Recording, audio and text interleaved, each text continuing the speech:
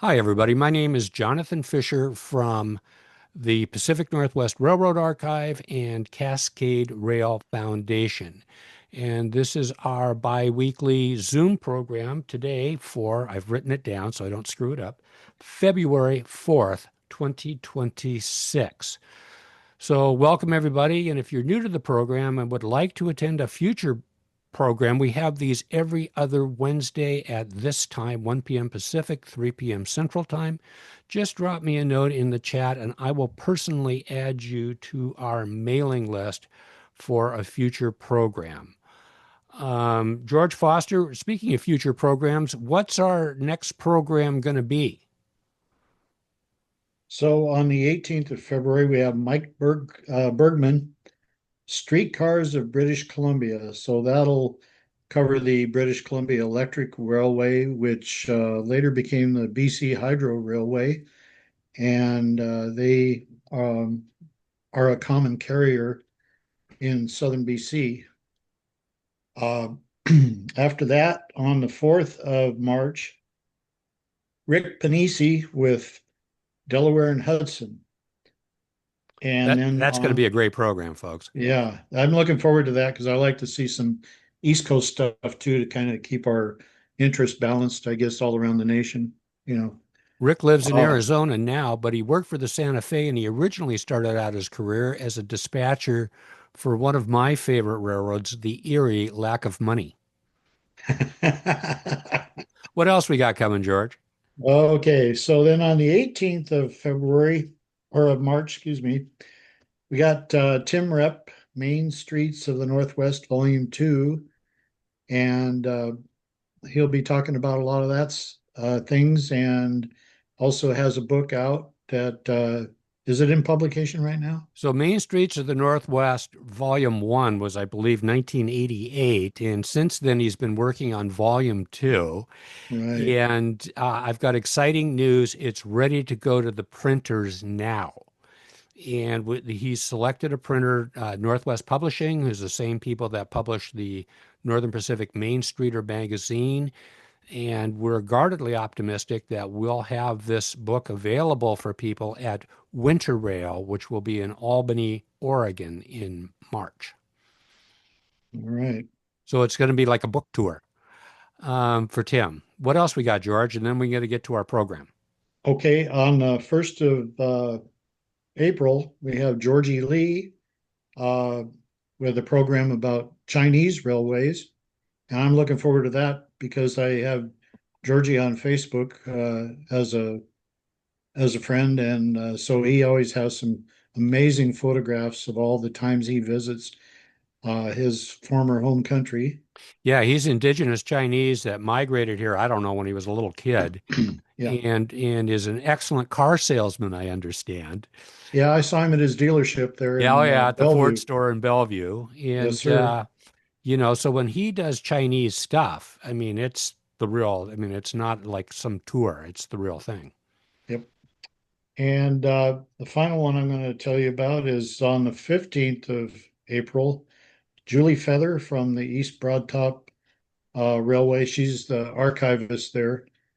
There was a 9-year closure of the railway between 2011 and 2020, and then the railway was purchased by a nonprofit foundation, and they began regular train service again in 2021. So it's good to see that operations have been restored, and also that she's in charge of making sure that all the equipment that's needed there is rounded up and inventoried. So we're looking forward to that one too, because I've suddenly become more interested in narrow gauge railways thanks to Steve Howes with the Sumter Valley.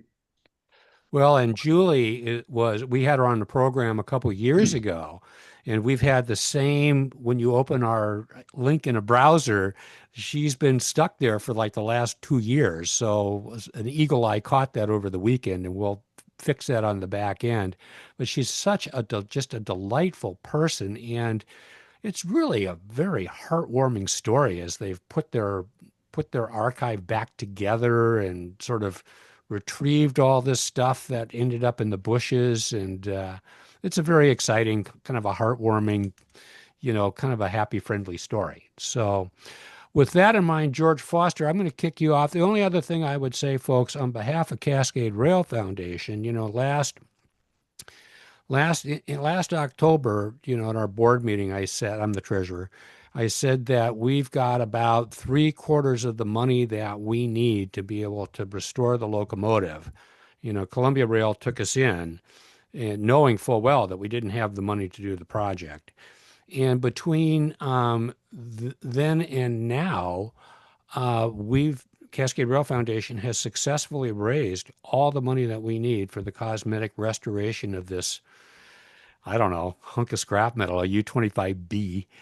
And it rolls, so we're going to be putting it on display, hopefully starting this summer. So thanks to all the supporters of Cascade Rail Foundation for that.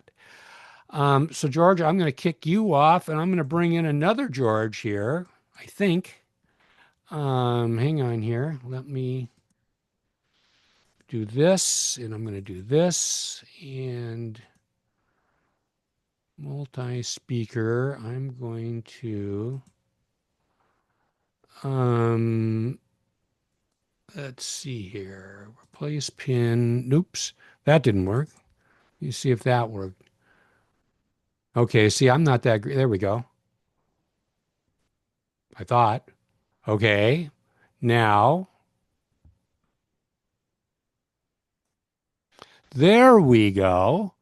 George Forero, welcome, sir. It's great to have you here from the Lake States Railway Historical Association in my ancestral hometown of Baraboo, Wisconsin. Thanks, everybody, for coming to the program today. And if you're new to our program, just one quick last marketing moment. If you'd like to attend a future program, these programs are at 1 p.m. Pacific time on alternate Wednesdays. Drop me a note in the chat and I'll personally add you to our mailing list. With that in mind, I'm going to ask everybody to mute your microphones and turn off your cameras so we can save bandwidth. And I will turn it over to our special guest today, George Forero. First, George, before your program, which is excellent, tell us a little bit about Lake States and what you nice folks are up to. We start the program because that's going to be included in it. So let me click on the share button. And let's see. And everything, where is my, it's here. Click share. Why am I actually learning how to use this? It says I'm screen sharing. So can everybody see the Duluth South Shore Atlantic logo? Yep, I sure can. And Okay. and this is outstanding. So, George, on that happy note, take it away. Well, good afternoon. My name is George Forero, and I will be presenting on behalf of the Lake States Railway Historical Association, a program on the photography of Ray Buhrmaster, focused primarily on the Duluth South Shore and Atlantic Railroad. Ray was a founder of the Lake States Railway Historical Association. He was a director and a generous supporter, and he passed away last year. And his photographic collection now resides in the Lake States archives. I will be giving you shortly an overview of Lake States. There we go. I find it. But before we do that, a little more of an introduction. Here's picture me in my younger days on the Soo Line as an assistant train master. I've retired from a 40-year railroad career on several different railroads and many positions from I was the third trick crew caller at the Roundhouse and on the BN on Alliance, Nebraska, up to Amtrak superintendent of commuter services in San Jose, California. Quite a difference between Nebraska and California, I would say. Anyway, this is a photo of my younger days on a snowplow extra we ran in Minnesota, probably in the spring. Anyway, talk about Lake States. The Lake States Historical Association, a railway association, was founded in 2005 by a number of people who are associated with the Mid-Continent Railroad Museum in North Freedom, Wisconsin. And that museum does just excellent work, especially on wooden passenger cars. This is a recent photo of one of their projects at DSS&A Sleeper Duluth. They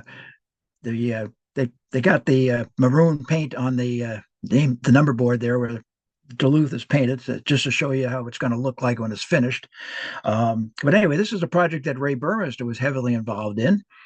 But Ray and others in the museum couldn't convince the powers to be at Mid-Continent to expand their focus from preserving and operating historical railroad equipment to include archival preservation of photographs, drawings, and other railroad documents. So they decided to form their own organization. Thus, the Lake States Railway Historical Association was formed, although Ray continued his work with Mid-Continent. And this is our archive building in Baraboo, Wisconsin. Initially, Lake States rented space in the nearby Circus World Museum. In 2015, it constructed this building, a 5,000 square foot climate controlled, secure storage and archive research building located at 330 Lynn Street, Baraboo, Wisconsin. And the mortgage on this building was fully paid in 2023, a couple of years ago. Lake States is affiliated with the Wisconsin Historical Society, the Wisconsin Council for Local History, and is a member of the American Association for State and Local History. The principal geographic focus of our collections at Lake States is North America. That's pretty broad, but it's with concentration on the Western Great Lakes region of the U.S. And we kind of define it as the era extending from steam power to first-generation diesel power. History keeps moving on. We're liable to expand that limits as we all get older. But for now, that's our general idea where we try to focus our tasks on. I'm currently serving as vice president for Lake States under Paul excuse me. I'm going to get my tongue back in sequence here.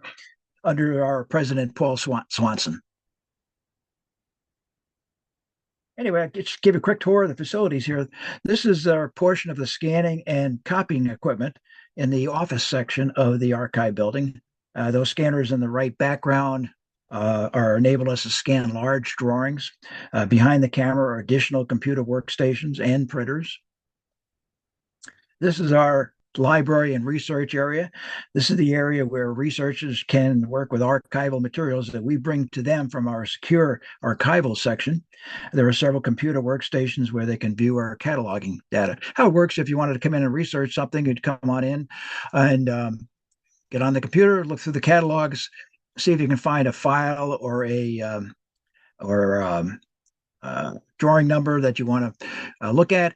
And then we would go get the box or the file and bring it out here where you got a place to work. Plus, it's also under our purview here, so we can keep an eye on it and keep things secure in our archives. The section itself where the archives are stored is in a separate room. It's access through just one door from the common areas.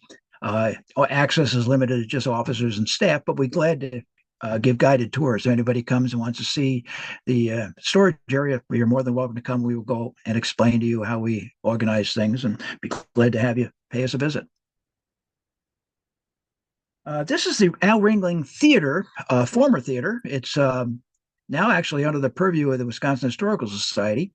And Lake States has been conducting an annual symposium with a program that includes an update on our organization, usually showcasing a recent collection, as well as guest speakers covering a wide range of historical topics. It had been held at a local hotel in Baraboo and attracted mostly Lake State members. In essence, it was probably more like an annual meeting for our members.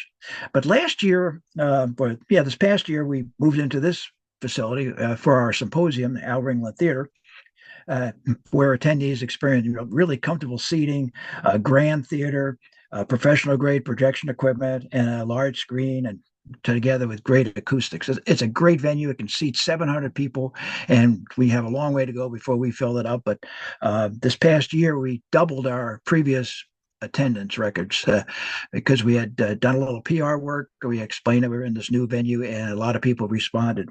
We hope to have even more this year. And anybody listening to this, if they would care to join us this year's event, our 18th annual Lake States Railroad History Symposium is what we call it, is on Saturday, April 11th. And more information can be found on our website, where you can register online if you're so inclined. And then speaking of our websites, here's a couple important websites. The LSRHA, which is just our initials.org, will bring you to our website where you can see our mission statement and much additional information, including this symposium. And you can even get a membership for only $30 by checking on the About Us and joining online. We try to get a lot of stuff online these days, including memberships and renewals. The other website, lakestatesarchive.org, that will bring you to our massive online gallery of historic photographs. There are currently over 140,000 photographic images and 100,000 drawings are currently online. You do not need to be a member to access this website. There's absolutely no charge for viewing these images, although you are able to purchase prints or downloads. I think most people use downloads from the site, and members get the 20% discount. So this provides us with a very important source of our income. Members also receive 6 newsletters per year with timely news and examples of recently posted collections. And speaking about our, excuse me. Hey, George, a quick question before I get a word in edgewise. Sure. Who are going to be some of your guests this year at your symposium? You know what? It's on our current newsletter, on our website, actually. I'll show you a copy of our newsletter here. And I don't think it's on this one. But if you go on our website, at LSRHA.org website, it gives you a lot of information about the symposium. It lists all the presenters and all their programs. So I don't know them off the top of my head right now, but that's where you would go to find that information. All right, I just wanted to show you just an example of our newsletter. Members get this 6 times a year. It's in color. We print it in-house to save money. It usually, President's message tells what's going on with the organization, anything new. Some people working there. There's Paul Knutson. He's our retired CPA who's our treasurer now and keeps us out of trouble with the IRS, and a couple other people working. This is interesting, and this just happened to occur to me. I know we scan everything, and we scan everything we get as we have a chance to preserve it and to also place it online so members can access it online. But another very important reason for scanning, if you notice, this is typical of a photograph or a slide of transparency that we get in that is color shifted. Kodachrome is the exception usually, but we don't really know how long they're going to last, but so far they're doing pretty good. But any other type of film has a color shift after a while. This particular image here, you can see it has color shifted to the red. George, your images aren't forwarding. I'm still on the Lake States org really? image. Okay, well, you know what? Let's go down here. Where do I find it? I just want to let you know because I was curious to see it, and it's like this isn't advancing. It could be it easily could be the internet. I'm just letting you know. I don't mean to interrupt. You know, let's see. I found the share button again, so we will do this sharing, and I think this is where we are. Yeah, stand by, folks. I mean, the internet is what it is. Okay. Either that, or it might be just technical problems I might have. But I'm going to hit share. I think I did it. How about? Can you see it now? I can see your newsletter.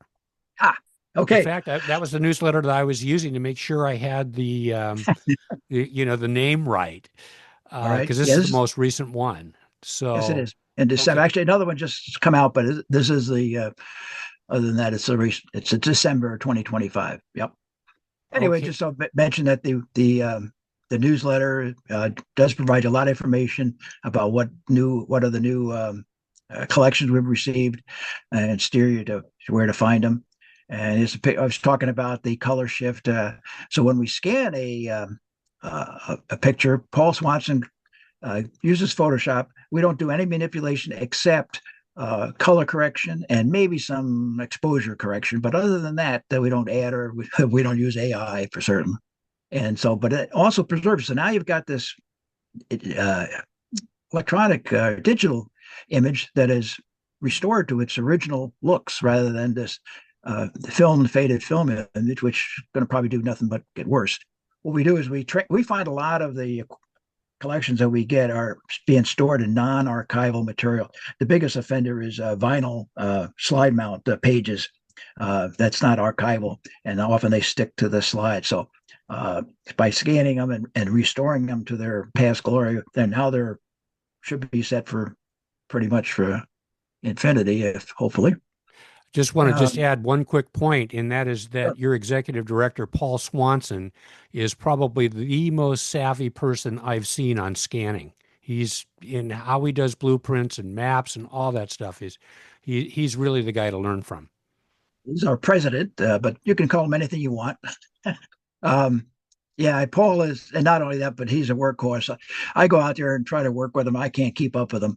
He's I mean, he's his goal, I think, is like 2,000 scans every. I don't know if it's a week or month, but it's tremendous amount. And if you look at the website, you'll see that we have like 140,000 images. That's all Paul's work. He's amazing. Anyways, and the newsletter just gives you some information. Gives you here's an idea about some of the collections. I don't know. I think most of you probably heard of Charles Bohai. He did a bunch of books on the depots, I think mostly in Canada. And he came to us looking for a home for his collection of depot photos, and we accepted them and been scanning them, and certainly is a good addition to our archives. Anyway, I think that's all I want to say about that. And let's see. Trying to see how we can get to the next page here.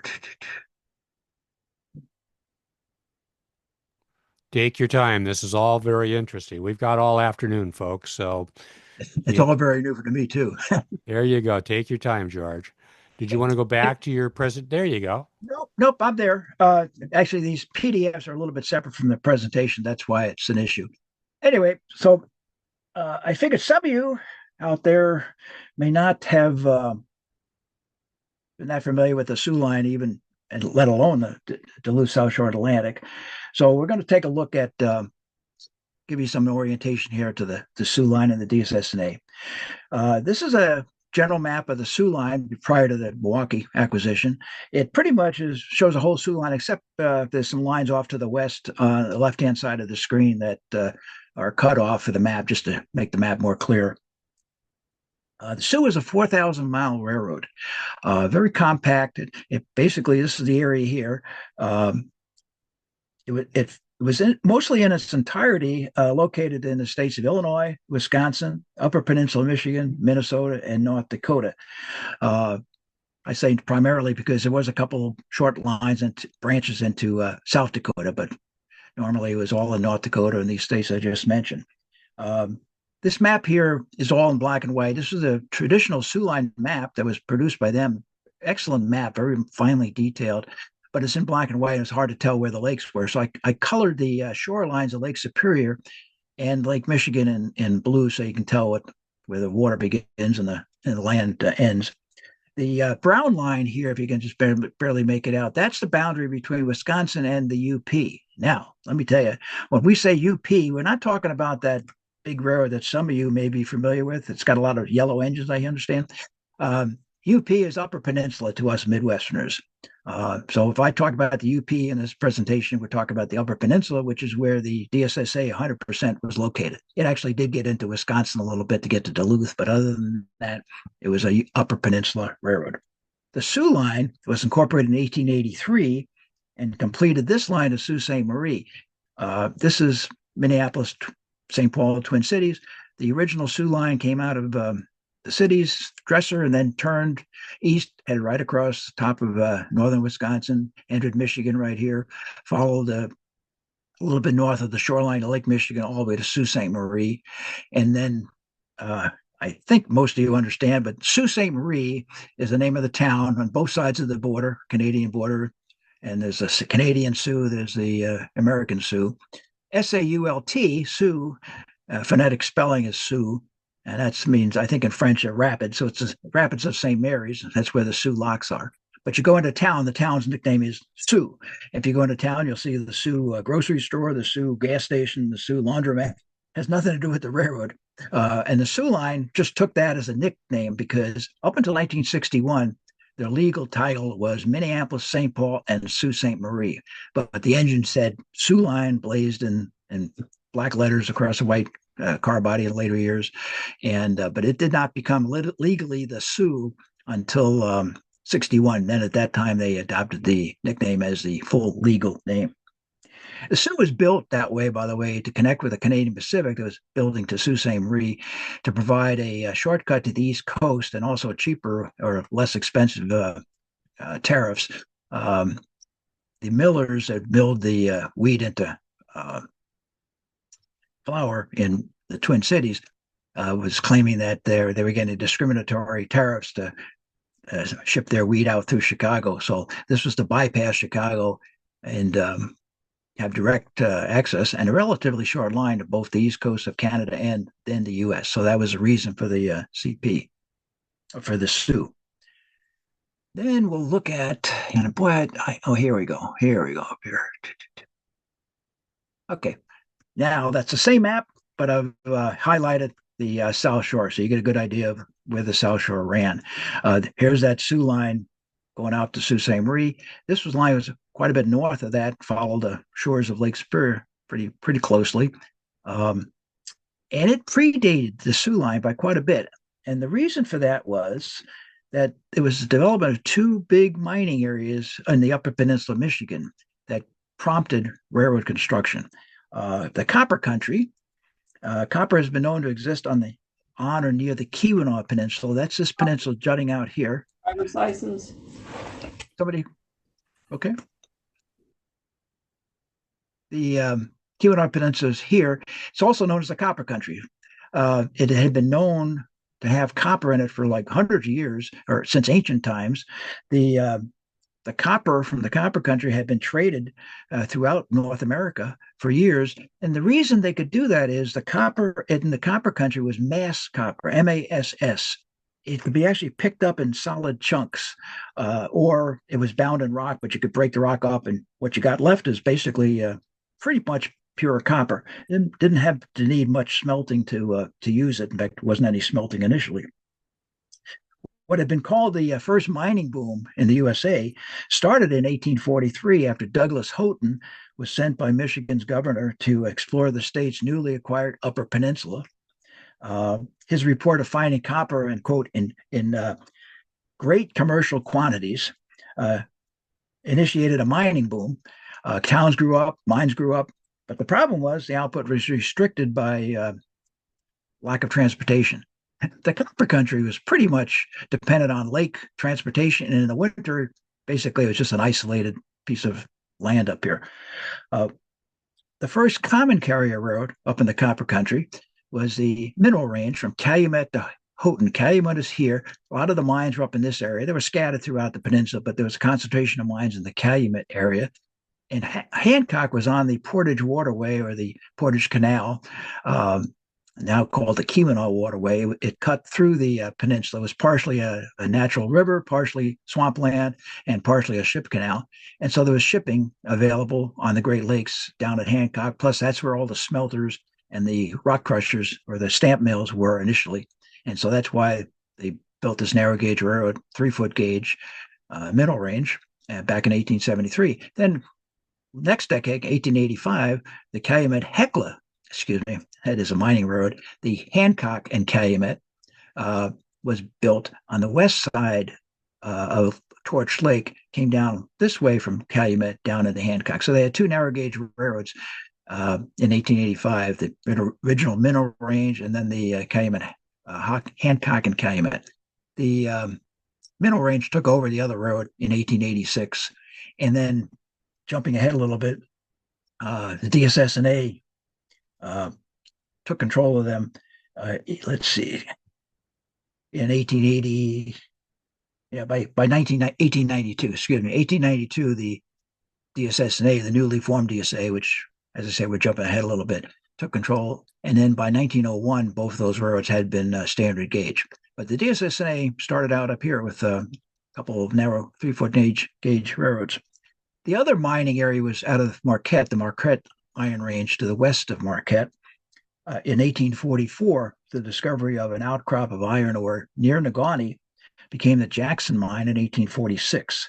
Initial transportation to Marquette was over a strap railroad completed in 1855, and this prompted the start of ore dock construction in Marquette that provides water transportation of the iron ore out of over the Great Lakes.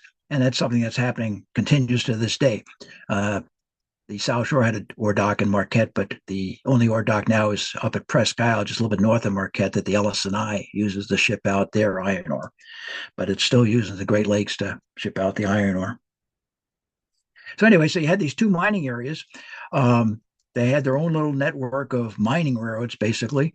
And here's what happened to connect the two. The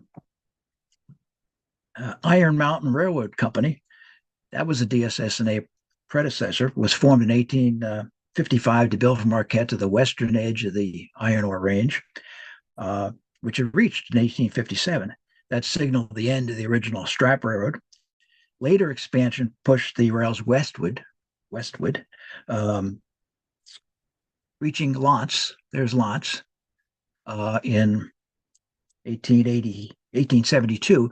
It kind of stalled there at Lance. Lance was important because it's hard to tell. This is water. This is the Keweenaw Bay of Lake Superior, and Lance is on that bay. So it was a shipping point. They even built an ore dock, which handled some ore for a few years.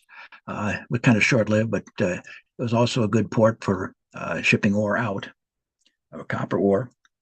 Anyway, 1885, or 1883, they finally extended the line from Lance into Houghton, and that connected with the two predecessor narrow gauge lines. So now you had a connection between the two mining areas from Calumet down at the Marquette. And also the Northwestern, this line here down from Escanaba up to Ishpeming was built by the Peninsula Railroad, and that provided initial transportation out of the both the copper country and the iron ore range. Well, the Lower Peninsula here, there was business interest in Detroit that they were seeing all this traffic now and commerce flowing down through Wisconsin towards Chicago when, hey, that's our state up there. So they wanted to get some of that wealth moving down towards Detroit and towards the Lewis Peninsula. So they formed the Detroit, Mackinac, and Marquette Railroad to build from St. Ignace to Marquette, connect with all this other road, and connect to the copper country, connect with the iron ore country, and bring some of that commerce down through the Lower Peninsula. It was built in 1881, but it went bankrupt in 1886. And so this is where the South Shore got its start. In 1887, March of 1887, the Duluth South Shore and Atlantic was formed, took over the bankrupt DM&M, Detroit, Mackinac, and Marquette, and immediately realized that they're not going to be able to make a living bringing goods down here to St. Ignace and over ferry into Lower Peninsula. They needed a connection to the CP and connection outlet to the east and also to the west. So they almost immediately started constructing extensions from the existing road to the west to Duluth, and to the east they built their own line from Soo Junction to Sault Ste. Marie. They had originally just had a line down from St. Ignace because that's where the Lower Peninsula was, and that's what the whole purpose of building the railroad was. They realized they can't survive on that, so they extended. So what they did is they first started building out in Astoria, out near Three Lakes, but the junction became Astoria, and they built west. I got to move my. There you go. Anyway, they built west rather rapidly. It's not too bad of land in terms of building a railroad. Out to Marengo. And at Marengo, they decided to bypass Ashland. Ashland was further to the north. It was rough territory. There's grades and there's some bridges that needed to be built if you went that way. And so they decided to just keep going for Duluth. So they built this orange line, and I'll tell you why it's orange in a bit, to Iron River. So they just extended their line. They crossed over the Wisconsin Central Marengo to Iron River, and then they had trackage rights over the Northern Pacific into Duluth. Then at the other end of the railroad, they built this extension, Sault Ste. Marie. It should be from Soo Junction to Sault Ste. Marie. Now, here's the irony. They built out to Sault Ste. Marie.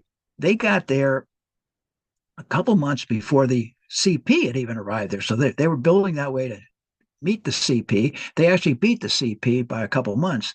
And they also beat the Soo Line, that was their whole purpose of being, is to get up there to Sault Ste. Marie and connect with the CP. they got in there a month after, or a couple months after the South Shore had finished their line up there. And so for the next 75 years, the Soo Line was forced to use the South Shore yard and other facilities at Sault Ste. Marie in the namesake city. And it was a South Shore yard run by South Shore crews. And the Soo Line had no alternative. They had got the best spot. Anyway, let's go back here, back up a little bit. Oh, and then no sooner had the DSS&A finished line of Sault Ste. Marie that the Canadian Pacific acquired a 51% controlling interest in the South Shore as well. And they already had done that to the Soo. The reason for that was the CP was concerned that one of their competitors in the East, the Grand Trunk, also had visions of building across, transcontinental line. And this route through the U.S. was actually a much simpler, easier, less expensive, and it had population reach, actually have some business, instead of the CP, which decided that, no, we're going to keep it all in the Canada, and we built through the Canadian Shield north of Lake Superior, which is very difficult territory, and it's still a wild and desolate country up there. Because their feeling was, well, we can't trust the United States, we want this land, our own railroad and our own territory. Boy, they really were looked ahead for that.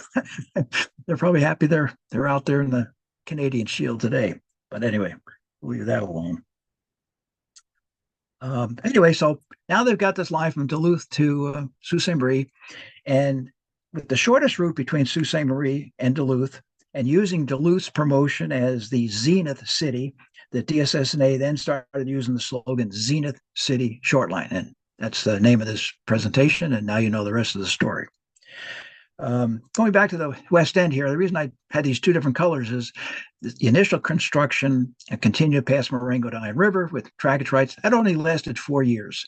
They had a little problem with the NP getting a good agreement, so the South Shore decided, we're just going to build our own line. So this red line was built about 4 years after the connection to Iron River, just left just below Iron River, parallel the NP to a little bit to the south. And that lasted until 1934.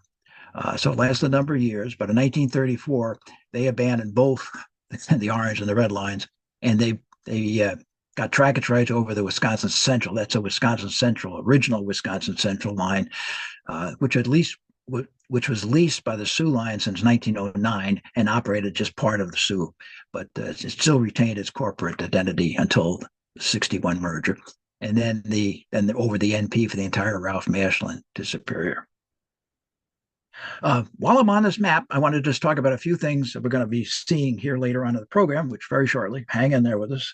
We can talk about L'Anse Hill. Here's L'Anse. L'Anse is on the line up to Calumet, Lake Linden. There's Summit.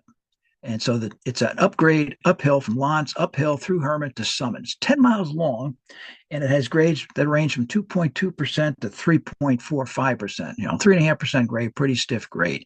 And we're going to see some pictures on L'Anse Hill. It is the most legendary grade on the DSS&A and for the Soo Line as well. And it was a scene of some spectacular runaways over the years. Then we talk about Hancock Hill. Hancock, here's Houghton, Hancock. They're twin cities across the Portage Waterway. And they cross on a low-level lift bridge. And when they get off the bridge, they immediately start up the escarpment to Hancock, which sits on a high point over the waterway. And it's about 1,200 feet of 3.91% grade. So if you want to call it 4%, you won't be exaggerating too much. And it's a short grade, but it's certainly stiff. And then once you're up there, you're not home free. There's still several more miles of 3% grade towards Calumet before you get on the Central Plateau in Calumet. Okay, now let's look at this. This is what's left of the South Shore. And this is just an enlargement of the eastern end. Everything west of the Astoria is gone. We already talked about the abandonment of their own line west of Marengo. Both the WC, which they use as trackage rights up to Ashland, and then the NP over to Superior, those are gone. So there's no railroad up there at all. The railroad west of Astoria is intact in some places.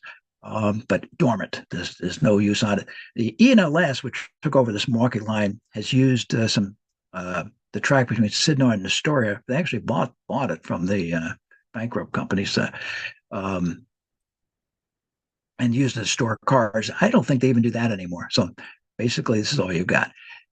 Lance still has a big as a former Celotex plant. It's got some other name now that's gone through several different owners, but it still merits rail service. What happened in let's see, in 1986, when the Soo Line purchased or merged with the Milwaukee Road, they started using that road's main line to access Chicago. And in 1987, sold most of the zone trackage in Wisconsin and the UP to the new Wisconsin Central, Ed Burkhardt's railroad. The WC also eventually down from Escanaba up to Ishpeming. And so when the CN purchased the WC, it then was all CN line, CN territory. CN had really no big interest in operating up there. For some reason, this shipper up here in Lance must have some political pull, because the CN still services Lance 1 or 2 times a week. They used to be twice a week making a trip. It's a 1 day up and 1 day back. They go down that 4%, 3.5% grade down Lance Hill and come back up it. They're based out of Ishpeming. They use the former Northwestern line from Escanaba to get to Ishpeming, but they don't use the South Shore at Ishpeming to Humboldt Junction, which is just east of Champion, because that line's abandoned. Back in the WC days, the Wisconsin Central arranged to got trackage rights over a parallel LS&I line that goes down through Humboldt Junction, and the old DSS&A was abandoned. It's now a ATV trail.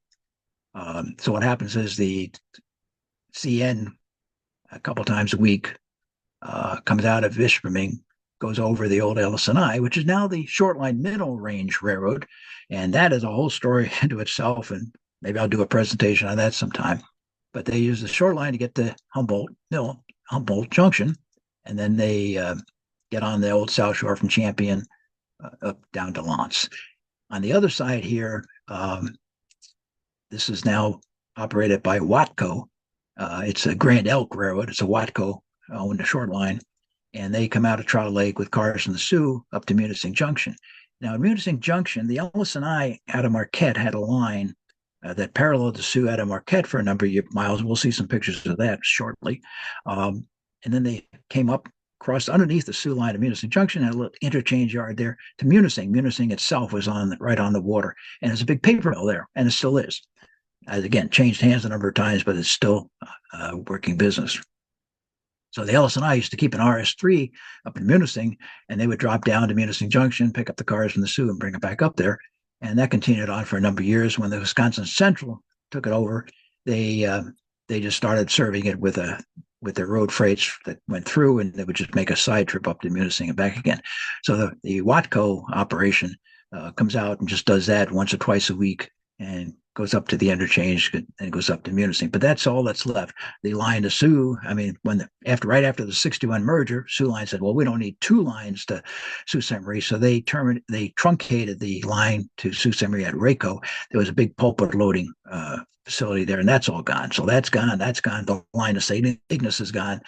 What you see in green, that's all you've got left of the Duluth South Shore and Atlantic.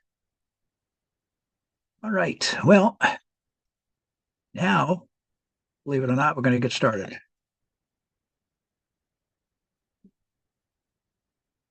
Come on. There we go. All right. We're going to start with the photography of Ray Buhrmaster. We're going to start with the most unique feature of the DSS&A, and that was its car ferry from St. Ignace to Mackinac City. We're still on the map. Yep. I'm sorry. Well, okay. I guess we'll... Because I want to see these pictures. That would be a good idea. It's the whole idea. So let me hit this button again. Yeah, there you go. Keep trying. Just want to make sure you know where you're at. Well, no, thanks for the tip, because you got a novice here. How about now? Can you That's see me? much better. Okay. Much better? Yes. I'm gonna mute myself again. Everybody's cheering in the background, but they're muted. Oh yeah, well you keep it up. I'll be more than happy to take any direction you give me. Anyway, so this is the facilities at at the station and the dock area at St. Ignace.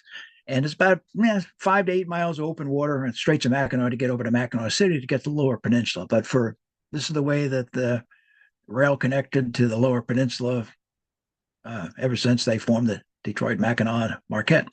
That's the Chief Wabatam, the car ferry. We'll get a closer look at that shortly. How about right now? The Chief. I'm not sure how you pronounce it. Wawatam is one way. The Chief was launched in 1911 and remained in service until 1984. Its nominal capacity was 28 freight cars. I assume those are 40-foot freight cars on 3 tracks. It was 338 feet long, and it had 3 triple expansion steam engines, fed by 6 hand-fired coal-burning boilers. I understand it was the last hand-fired coal-burning boat on the lakes. In 1984, it was retired. It was cut down to a barge. Unfortunately, it would have been a great museum boat, but it was cut down to a barge, and then consequently or subsequently was scrapped. But one of its triple expansion engines is preserved at the Wisconsin Maritime Museum in Manitowoc. If you ever have a chance to visit Manitowoc and visit the Maritime Museum, it's a fascinating sight. The engine is so huge; it's in an atrium, 2 stories tall, and you get a really good view of the old triple expansion engine that powered it. And it was 3 of them that powered this ship or this boat. All right, so now let's take an overview of the diesel locomotives of the Duluth South Shore and Atlantic. 1945. The first diesels purchased were 2 RS1s, 100 and 101. This is the 101. They were delivered in plain black with yellow end stripes. The classic yellow, green, red scheme you see here did not appear until a couple of years later. And pleased with the new diesels, they went back to Alco in 1946 for 5 more of these RS1s. This is the same RS1. This picture was taken in 1963 at Stevens Point, Soo Line territory. And 63 is when things started changing from DSS&A paint and lettering to Soo Line. So I suspect it might be there at Chorham or at Stevens Point in order to get relettered, but it managed to retain its DSS&A paint or lettering at this point. Then in 1949, 6 more diesels were purchased, but they went to Baldwin this time. They wanted something more heavy duty and higher horsepower. And even though he did have the RS3, but for some reason Baldwin gave him a better deal, I guess. But they purchased 6 Baldwins. 3 of them were these road switchers. This was a 1,500 horsepower DRS 66 1500. This was taken also in 63, but notice the Soo Line is lettered now instead of the DSS&A, but still much better than his black band that they did for the Milwaukee Road. They called them the Milwaukee Road Bandits when they just painted a big slab of black paint over it. So they did a nice job here. Anyway, so that was 6 diesels in 1949, and 3 of them were this style, and these were the other 3. Unfortunately, Ray didn't have a picture of the center cabs, these DT66 2000s in the DSS&A paint, which they were painted yellow. But what happened is in 61, the Soo Line figured, you know what, now we've got to put these 2 railroads together. Let's have a common simplified paint scheme. They had a nice maroon and gold paint scheme, but they experimented with a solid maroon, and they painted some of their own engines and some of the South Shore engines, not all of them. But fortunately, though, Wallace Abbey, he was the Soo Line's PR man. He was successful in promoting his classic red and white scheme. And so most of the engines painted in this dip maroon job were later repainted into the red and white, including some of these center cabs. And the funny thing is about the center cabs are, you see Soo Line, you got Soo Line on both hoods here. And the regular road switcher type engines on the Soo Line just had a big Soo, and all their engines had Soo. But they couldn't figure out what to do with the other long hood. They didn't want to put Soo on the other long hood too. That would be Soo. So they actually spelled out line in big bold letters, the same as the Soo on the other side of the cab there. So that was the only engine on the Soo Line that ever had Soo Line spelled out in the after the 1961 paint job. So interesting little tidbit. Anyway, going back to Baldwin, in 1950, the Soo Line ordered one each of the 1,500 horsepower road switchers and one more of the center cab Baldwins. Then in 1951, to complete dieselization, or at least they thought that, 6 more locomotives were ordered. 5 were a slightly more powerful road switcher type. This is the 1,600 horsepower AS616. And then one was, the other one, the remainder one was another RS1. They went back after 5 years to get another RS1. And the reason for that is they had a local passenger train they wanted to dieselize, and they only needed the 1,000 horsepower. And they ordered another RS1 with a steam generator in it to do that. And then they thought, dieselization was complete. Although they claimed they were 100% dieselized for normal operations, heavy traffic in 1951 necessitated leasing steam engines from the Soo, GN, and LS&I on occasion. So what they did is they got 2 more Baldwin AS616s in 1952, and then 1 more in 53, and then in 53 they could truly say that they were completely dieselized. So they were now dieselized with a total of 24 diesels, 8 Alcos, all RS1s, 8 AS616s, the 1,600 horsepower road switchers, 4 DRS66 1500s, the 1,500 horsepower road switcher, and 4 of those big center cabs. So 24 engines, 8 Alcos, 16 Baldwins, and that was the roster of the DSS&A. All right, so now let's go follow Ray while he chases a few trains.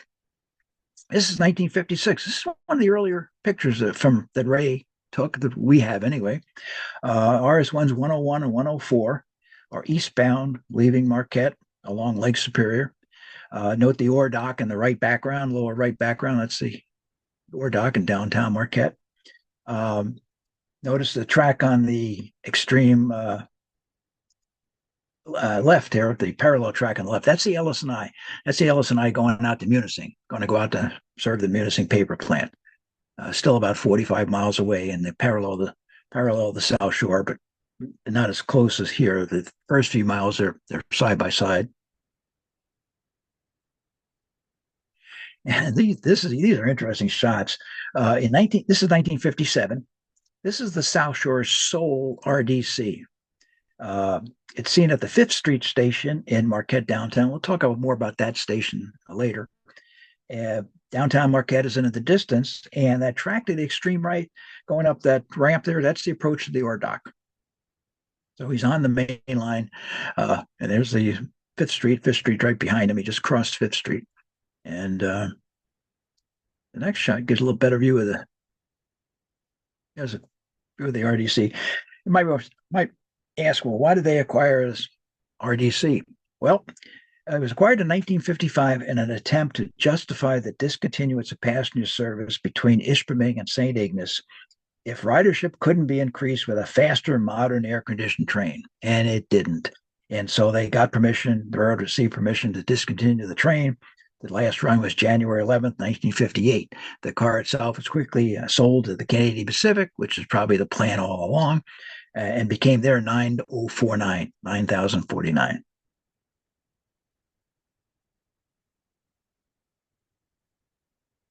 Okay, now 1962, we're on the DSS&A. 1962, this is a DRS66 1500, one of the 1,500 horsepower. This is a Champion. And again, this is 62, actually. Beautiful paint scheme. And pretty much lasted throughout the whole life of the DSS&A, the short life, I guess. This is the DSS&A ore dock in the Marquette Harbor. It's still there. The approach trestle is gone. It used to go right across the heart of downtown. And you could see the same view today, except you wouldn't see ore cars sitting on top of it. It's a fairly modern steel and concrete ore dock. So can't figure out how to knock it down. So it still sits up there. This is a view of that's a view from the north. And this is the view from the south side. And here comes a boat into probably pick up a load of iron ore. You see some ore cars sitting on the dock. And by the way, on the Great Lakes, they're all boats. I don't care how big they are, they're boats. If an ocean-going ship comes in through the Soo locks, they don't want to call it a ship, so they call it a salty. And it's called a boat. Everything's a boat on the lakes. This is the engine yard in Marquette as one of the 1,500 horsepower Baldwins there. This was the main engine terminal of the South Shore. That wooden coaling tower lasted in the 1970s because if you notice below it, you'll see a sand house, and it was used to sand diesels up until the very end of the yard. Everything you see here is gone. Railroad is gone. It's now a medical center. The only reason you know that would be a railroad there because the right-of-way is now used for this iron ore heritage trail, this bike trail going up the hill on the former South Shore grade. And they've got some excellent signboards that have pictures of the facility and shows you what it would have looked at. But other than that, these pictures are the only thing that's left. All right, so let's go out to the west end of the railroad a little bit. This is out west of between Nestoria and Marengo.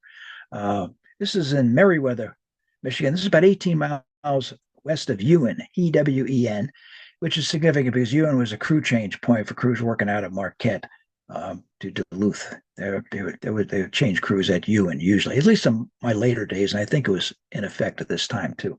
So here's a couple of AS616s, 394, 388, leading in eastbound freight. And notice this is a Armor Company reefer, and there's a Soo Line box, and then I think there's a Great Northern box. You'll see that. You'll recognize the train because those three cars stay with the train. We're going to follow it for about 36 miles. Here it is coming into the yard at Ewen. This is the west end of Ewen. It looks like Ray was standing on top of a boxcar, maybe a caboose. This was the crew change point for many years for crews out of Marquette. And here's the friends, the east end of the yard. He's switching, but there's those cars are still there. Oh, the Great Northern car is still there, huh? And there's the depot in Ewen, just east of the yard. And then he's left, but now he's also dropped off one of the AS616s in the yard at Ewen. But the Armor reefer, the Soo Line boxcar, and the Great Northern car are still there up in the head end. This is crossing the Baltimore River west of Bruce Crossing. It's taking the train by itself, probably more than enough power. There's no big hills in this section. And it's just a little bit further along the same bridge. And this is going through Paynesville, Michigan. And it looks like Ray has just caught the 394 coming out from under a dark cloud. So sometimes you get lucky. This is a great shot. The 394 just soars over the middle branch of the Ontonagon River near Agate Falls. Must have been a heck of a view from up there. And then crossing yet another bridge. This one's near Trout Creek, and that's going to be the last shot of this train. So we'll move on from here, but a lot of bridges on this line, a lot of water courses that they had. So now we're back in Marquette. But we're still in 1963, and this is one of the 1,500 horsepower Baldwins shoving a cut of ore cars up to the dock. Remember we talked about Fifth Street Depot, and that already see, well, there's Fifth Street. The depot is just off the frame of this picture here to the right. And we'll talk about the reason for the depot being there in the next shot. Because here we are looking at the other way as the Baldwin shoves the cars up the dock. This here is the DSS&A depot in Marquette. Two-story building, big stone building, very, very substantially built. Still exists. It's used for offices now. Nothing but a railroad, but still there. This is the main line, curves in under the the ore dock approach trestle, kind of an S curve, swings around, goes south, goes down to the lakefront, follows the lakefront down to the south end of the lake, and then curves around. There's a yard back down there, the city yard, and then it continues out, and that's where we saw the RS1s along the lake further up.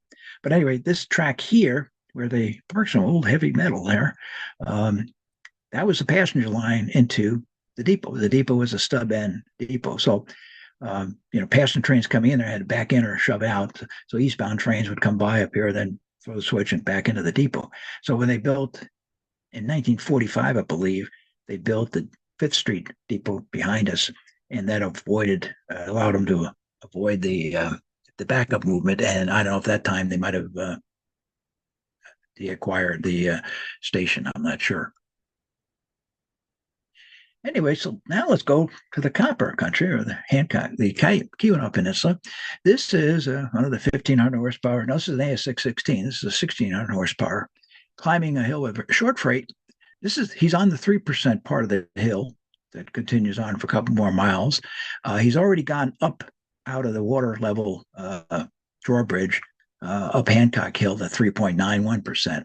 But he's still got a tough road to hoe. He's pulling pretty hard, and he's only got a short train, but you can see he's working.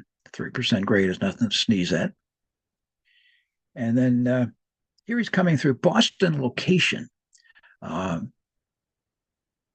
was the practice there was they'd be looking for good places to put shafts down to mine the copper range, copper lode, and so they'd set up a shaft house, and they have to build some houses around it to house their workers, and maybe some other buildings like some stores and everything. But it was never incorporated as a town or a village.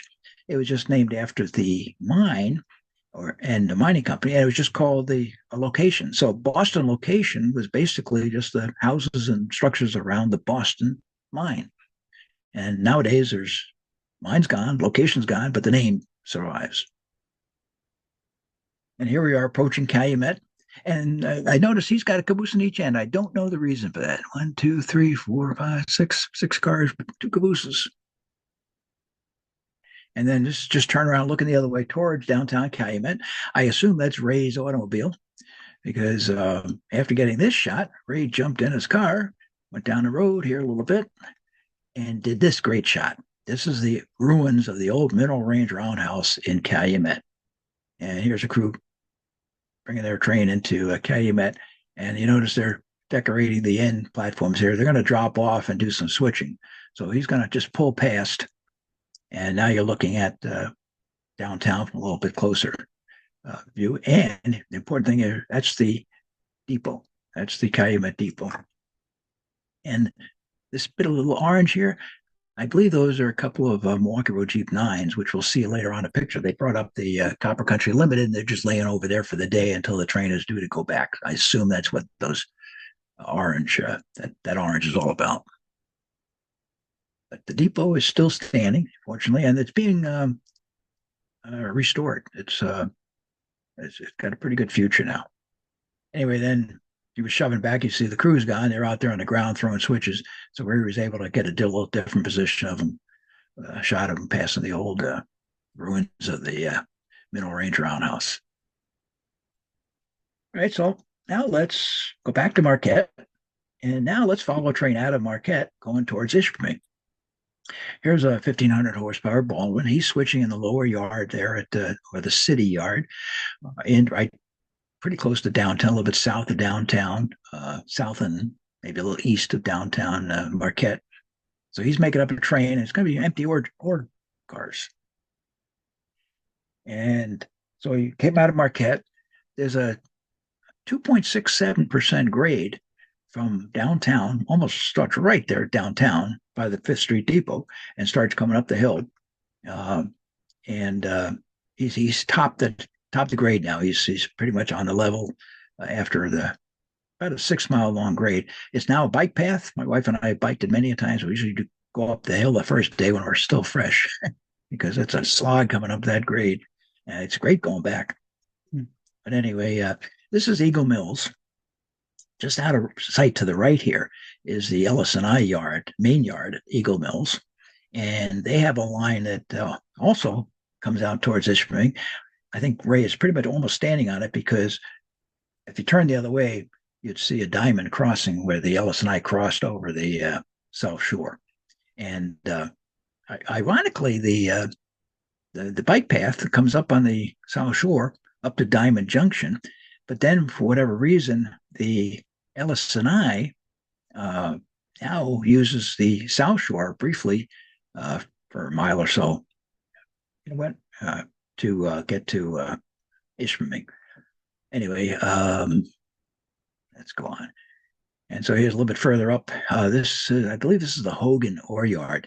They didn't bring all the ore trains down to downtown. It wasn't much room downtown, so they would stage the ore and stage the empties up here. And so when they needed empties, they would come up here, grab a cut, and then shove it down up the ore dock, or not the empties. Yeah, the empties, shove up the ore dock, and they would take the loads up and up the hill, probably more than one cut, and store them here until they made up a train to go back to the mines. Actually, I got that backwards. Anyway, this is a little bit further on, getting closer to Negaunee. This is one of the mines up there. I think last time somebody from the area identified it as the Maas mine, M-A-A-S, near Negaunee. This is the parallel LS&I line. And I know I didn't mention, but he apparently picked up a couple of boxcars there at Eagle Mills. Anyway, there was I saw a lot of photos that he took in 1963. He made a number of trips up there late in the year, in September. He was there for several days. And there's really a concentration of photographs in 1963. And I was kind of curious on why. And I kind of figured out that was the year that the identity of the South Shore was starting to be overtaken by that of the Soo Line. So these are all taken in 1963. But this represents, the old South Shore paint 2 years after the merger. 2 years after the merger, they still had the South Shore emblem. This yellow end was a distinction of South Shore painting their cabooses with yellow ends with brown bodies. But then the same year, probably even the same trip, they started to repaint. Fortunately, it was a nice brown paint. They didn't just slap black paint on it, but they used to call this the $sign emblem for the Soo Line. And now things are starting to be renumbered, repainted. And I think Ray knew that was going to lead to, because this was taken like 2 years later.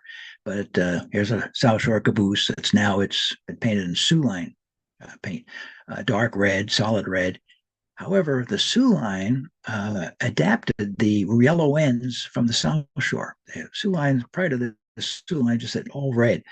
But somebody saw the yellow ends. I said, that's a pretty good idea for visibility. So they decided that they were going to adapt that. So, but this is what was happening. You're going to start losing the South Shore identity. And in fact, again, 1963, really looks like a freshly painted Baldwin here that this was taken in Negaunee. And I think Ray was figured out, if I don't get up there now, it's going to be all gone. So anyway, so now we're going to go to Lance Hill. And this reminds you of climbing up the hill on a roller coaster before you get to the summit and plunging down, then it'd be pretty apt. This was taken near Herman, near the summit, but just still on the grade. And you're looking down towards Lance, and you can see it's quite a drop. And let's see what happens here. Oh, yeah, look at that. Here comes the train. One of the Baldwins are coming up with just a handful of cars. But that's not surprising, because these big, heavy Baldwins are only rated at 800 tons on Lance Hill. So what I suspect this engine is doing is bringing up the first cut of cars, doubling the hill. And looking the other way, that's the summit, getting close to the summit up here. He's going to just about ready to tip over and get to the summit yard.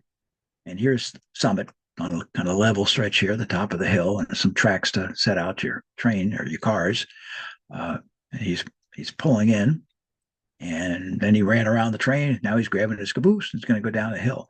So I assume this is a train that was doubling the hill.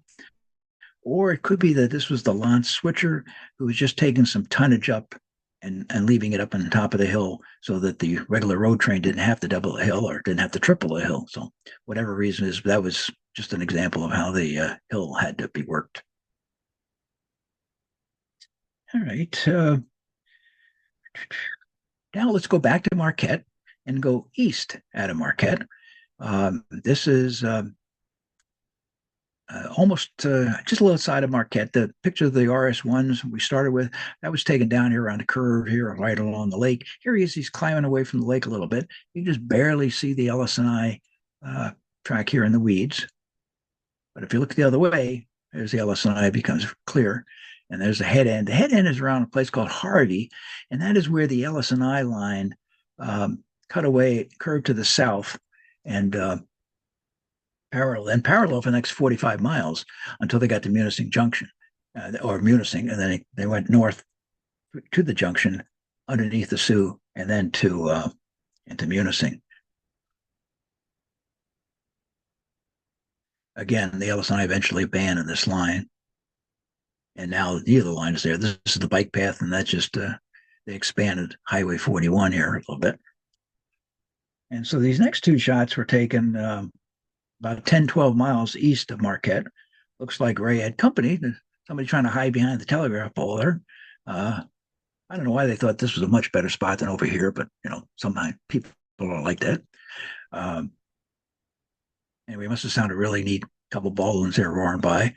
And this is the last shot of that train, and good run by, but boy, I wish there was sound in this picture. Looks like the fireman had given Ray a wave, but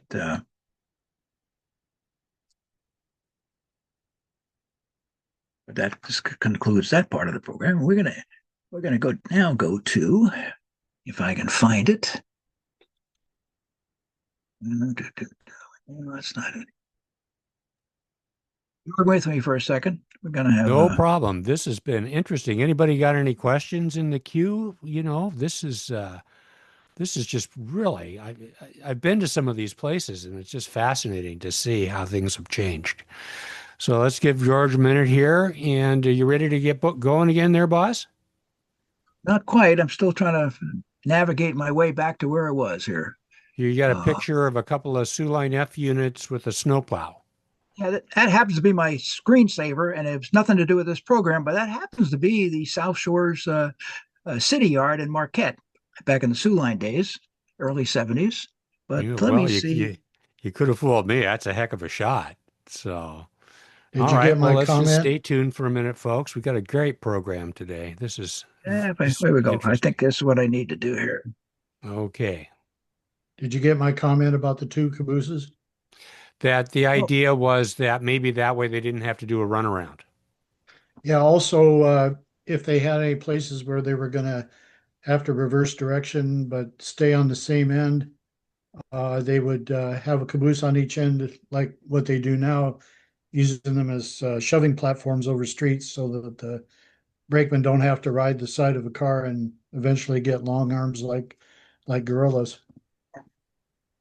Well, I tell you what, railroad crews have learned to do it the easiest way possible. So that's certainly an explanation. I wouldn't argue with it. Anyway, can you see a map now at this point? I can. So we're all going to mute. Okay. All right. So we're going to end this thing with a kind of a grand finale here. We're going to talk about the Copper Country Limited. And this is the map of the route of the Copper Country Limited. The Copper Country Limited was primarily a Milwaukee Road overnight train to and from Chicago to Calumet. It ran over the Milwaukee Road. If you can see here, the map here, down here out of Chicago, up through Milwaukee, up through Green Bay, across the Soo Line at Pembine, and then ended right at the South Shore's trackage and depot in Champion. And then from there on, it was a DSS&A train, although it was all Milwaukee Road equipment, up to Calumet. And prior to 1951, the Milwaukee engine would cut off at Champion, go in, it had a little engine house there. They stored it all day long. Got there about 6 o'clock in the morning. As I said, it was an overnight train, and came back around 7 o'clock, 12 hours later, 6, 7, 12 o'clock at 7 o'clock at night. So that engine just sat there all day long. So in 1951, and then the DSS&A had to provide an engine to get to Calumet. So the DSS&A worked a deal with the Milwaukee to lease their engines and let them run the train into Calumet and lay over at Calumet all day long and just take the train back. So the pictures you're going to see are all Milwaukee Road power, but you're going to see the section of the train between Champion and Calumet. Some really neat shots here. So we will... once we figure out how to get back, I think we're all good. All right. Now, do you see a picture of some Milwaukee Road cab units? Yep, looks good. Looks like the 104C. Okay, good. The power was quite varied. It was usually often a F unit, an E unit combination, or some kind of combination. This particular shot was taken in 1963. FP7A and an E9B. This is at Baraga. Baraga is the first station after or north of Lance. So this train has come down Lance Hill, probably in early morning darkness or close to it. Made a station stop at Lance, and it's continuing on now to Houghton. And it's following the west shore of Keweenaw Bay for now. And this is the same train as it nears Calumet. This is one of the copper mine shaft houses as he gets in close to Calumet. This is a great shot. This is my favorite shot. This is coming up that Hancock Hill. And also it's got an E7 on it, which the first time I've seen a picture of an E7. So he's got two units, an E8 and an E7. And this is that 3.91% grade coming up out of the waterway down by the bridge. The bridge is a low-level drawbridge, lift bridge, and he's got to pull himself up the cliff to Hancock. And then notice the depot. The depot is on a switchback so that passenger trains from a different earlier era, would be able to pull past the switch back in and at least be on level ground when he stopped, so he wouldn't have to start the train on a 4% grade. Plus, it also gave a local freight plant a chance to do some switching without having to worry about the cars running down and taking a bath in the off the drawbridge. Anyway, the Copper Country Limited never stopped here because at that point the depot at Houghton was being used for both Houghton and Hancock. But I love that shot. Fascinating shot. 3 or 4% grade. Anyway, this is the Calumet Depot. This now you got an E unit, E9A unit, and an F7B. This depot is being restored right now. It still exists, and it's in the best shape it's been in years. There's a guy restoring it who has done a good job with a hotel across the street, which he converted into a B&B, and he's in there doing the same thing. I think he's going to make it a venue center, and as well as maybe some B&B rooms. But it's the best news we've had at the depot because it was starting to get pretty ragged looking the last few years. So looks like it's going to be around for a while. The train would come in the morning, about 8 o'clock in the morning. He would Y and then shove back down to the depot, and it just sat there all day long until about 5 o'clock in the afternoon when it would head back down to Chicago. Remember those orange Jeeps in the background of one of the shots of the freight train? Well, this is just a month after the last shot. Looks like they're passenger Jeeps because they've got some the air reservoirs on the roof. So and this looks like a steam generator exhaust stack. So he had boiler water and it would provide steam heat. It is September, but I don't see any snow yet. But that's not it is not unusual to have snow up there in September. So he's sitting there waiting for the evening before he goes back down. This is March 8th, 1968. This is the very last Copper Country Limited. At first I thought, well, wait a minute. Why would they have the last run going north and they just have the deadhead the equipment back? Why not the night before and then just bring the I try the train down, it gets back to Chicago. But no, I looked it up, and it was the last run. They just must have deadheaded the equipment back from Calumet. But this is it was due here at 6 o'clock in the morning, and of course there's a bunch of people here because of the last run. This is the Milwaukee side of the depot. The South Shore side was on this side. This is the south side of the depot. That's the north side of the depot, and they both came use the same depot, joint agency. This is looking back with the sun rising. 6 a.m. That sounds probably about right. This is a little interchange yard. There's the Milwaukee. Here's the South Shore over here. The Milwaukee curves sharply or goes across the road and goes to the south in the distance there. And then Ray walked up to the head end, and there's two F units today, P7A leading and the F7B. And you have the usual welcoming committee for the last run. And then he pulled out, and this shot is interesting because there's somebody on the ground there. Well, okay, it makes sense. The guy's going to drop off the engine, line the switch, get back on the engine, pull the train by, stop the train when he clears the switch. The rear brakeman would get off and line the switch, and away they'd go. But for some reason, after they did that, they're shoving back to the Soo Line side of the depot. I have no explanation for that. They already made the station stop at Champion. Go each side of the depot. You go out that door, you get the train. And I thought, okay, well, maybe he was just shoving to clear the switch, and the guy at the switch would stay there rather than have the poor conductor get his boots all snowy lining the switch. So they just did it as a favor to him. But then this next picture shows that he's stopped at the depot. The depot's over here to the right, so the train is physically on the depot much longer, much further back than he would have had to do just to line a switch. So I don't know what it was. It might have been just a last run accommodation to last run riders, because here's the next shot. Ray took that previous shot. Now he's on the train. So he must have known that was going to happen or made some arrangement. So he's on the train looking out the rear as we pull out of Champion for the last time. And here's the stop in Michigami, but nobody there, looks like. There's the conductor leaning out the window and said, "Highball, no passengers, let's go." Here is the standard DSS&A Soo Line outhouse. Nothing but the finest facilities here at these passenger stations. The funny thing is that at Champion, you had the two railroads, one on each side of the station. You had an outhouse there too, but because you had two railroads there, you had a 4-hole outhouse. That's the only 4-holer outhouse that I've ever seen in my life. And I've got a picture of it because it lasted into the 70s. Anyway, just a little aside. And now we're in Astoria. We are on the branch or the line to Calumet. This is the main line going west towards Duluth, Marengo, and Duluth eventually. And the funny thing is, this line was built first to Houghton. Remember, in 1883 it got here.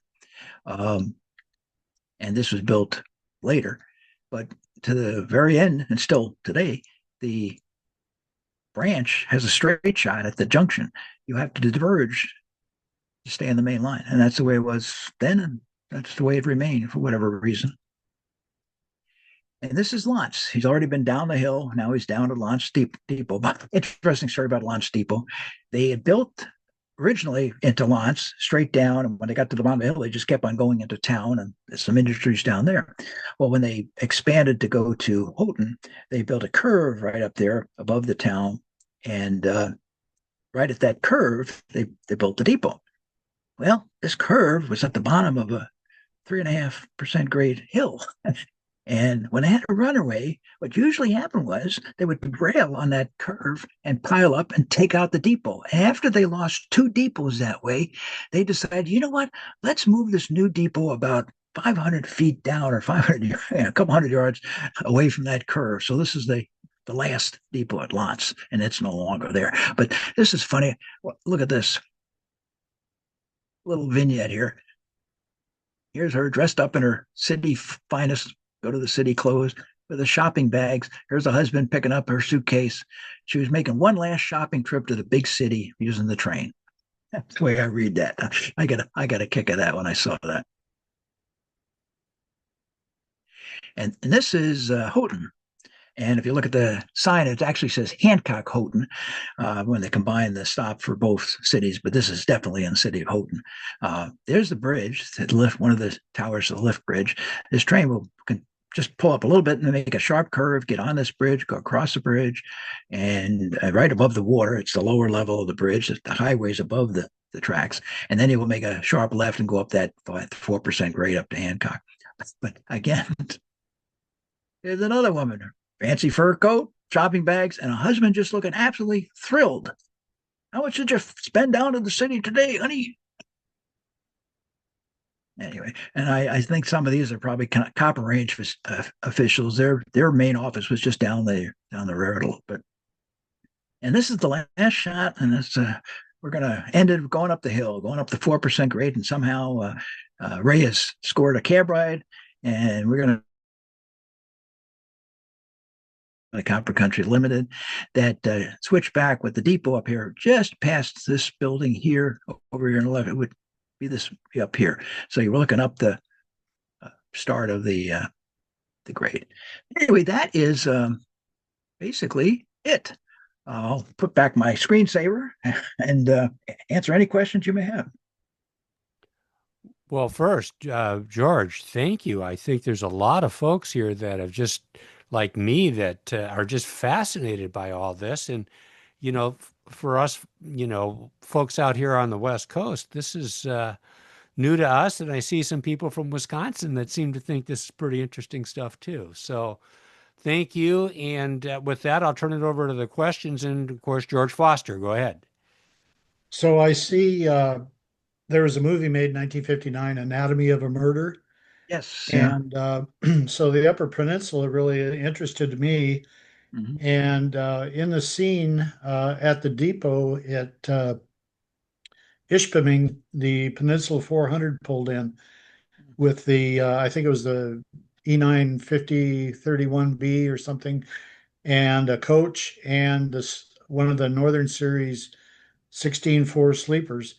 And then the rest of the movie was filmed around Thunder Bay and Michigami and those places. I've heard of the movie, but I've never seen it, but I certainly would like to look it up and view it. Yeah, the thing about that movie is it's one of the first that I recall seeing where it was about a woman that supposedly got raped.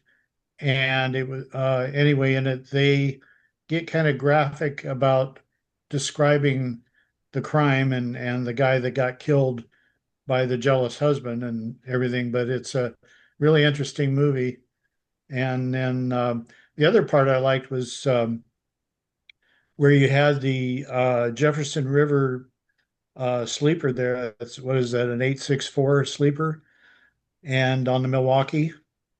And in that one photo, you could plainly read the name of the car. So I like that stuff. That was really good. Yeah, but most movies that have trains or railroads that usually do a bad job of representing them. So if it sounds like it's pretty good. They had the actual sounds of the train too. They didn't use a bunch of effects and everything. So, but like I said, your pictures that from your contributor that Mr. Buhrmaster, and but like I said, showed that Jefferson River sleeper. So that was pretty cool. Yeah, well, great. Just a question from the audience. It just came in through the chat. Let me make sure I've got that that right. Hang on here. Which street in Hancock was the switchback to the Hancock Depot on? I wouldn't know the name of the street. I could probably look at a map and give you an idea. Guess. Yeah. So, yeah, I don't know. It's just a question that came through. My brother actually went to college in Houghton. Is that how you say it? Houghton? Yeah, Houghton. That's close enough. Yeah, okay. Yeah, and I've been through Sidnaw and saw the junction there. There's still a block signal at Sidnaw. And now I know the history. Yeah, Sidnaw was the Milwaukee Road crossing the line up to Ontonagon. And ENLS owns it now. They pulled back from Ontonagon. It was a big the paper plant up there, and that track has been pretty much torn out. But the track is still there to Sydney, and then they bought ENLS bought the South Shore from Sydney over to Nestoria, for various reasons, probably nefarious. He was like he was trying to get into the back door into that copper country. I'm not sure why, but anyway, he used it just for car storage. But I think even that is done with. I think he pulled all those cars out of there. But Sydney I think they had a gate across the track there for a while towards the end. Yeah, interesting. Yeah, you see all these trails and you wonder what track this is. And so having been through have family that are Yoopers. And so, this has just been very interesting. So, folks, we're getting to the bottom of the hour. So I'm going to look to my audience one more time. First, we got George, thank you. And of course, one of the first questions that I've got for you is, you got any more programs like this, and when can you come back? There was a lot I had to leave out, and when I talked about the CN going up to Lance and using part of the DSS&A, and using the actually the former LS&A line between Ishpeming and Humboldt Junction, which is now a short line, the mineral range. Clint Jones formed the railroad to serve a new mining operation up there that used the old Humboldt mill, and it's still in operation, and hopefully it's got an extended future. But it's interesting how he got acquired control of that, and that would make a great story all by itself. And I purposely kept out of that because I would have got sidetracked and talked for half an hour on it. So, but that's certainly one topic I could do something on. Well, and I imagine with your career on the Soo Line, where did you work as an assistant trainmaster? I worked out of Fond du Lac, Wisconsin. Sure. I worked out of Shoreham, out of Minneapolis. Okay. I was down in the Schiller Park, but I was the supervisor of the intermodal yard, the container yard. Hmm. And I worked at the control desk, the operation control desk out of the Soo Line building downtown Minneapolis for a while. So yeah, I bounced around. Fond du Lac was my favorite spot. I was there about a year and a half. They were moving me about once a year, trying to get a broad sense of experience, and really was a great learning. It was a I great always railroad. I think fondly of Fondy. Yep. So there Fond you du Lac go. was a big enough town to have everything you want. It was only less than an hour drive to Milwaukee, Yeah. so it was very, very convenient for. I mean, I loved it out there. And then after you retired, you ran charter trains somewhere in Alaska. Tell me more. Well, no, what I did is this Trains Unlimited group for years was running. Well, actually, what it was is that I made a trip up with my wife up to White Pass some years and decades ago, and I had some pictures published in one of the magazines.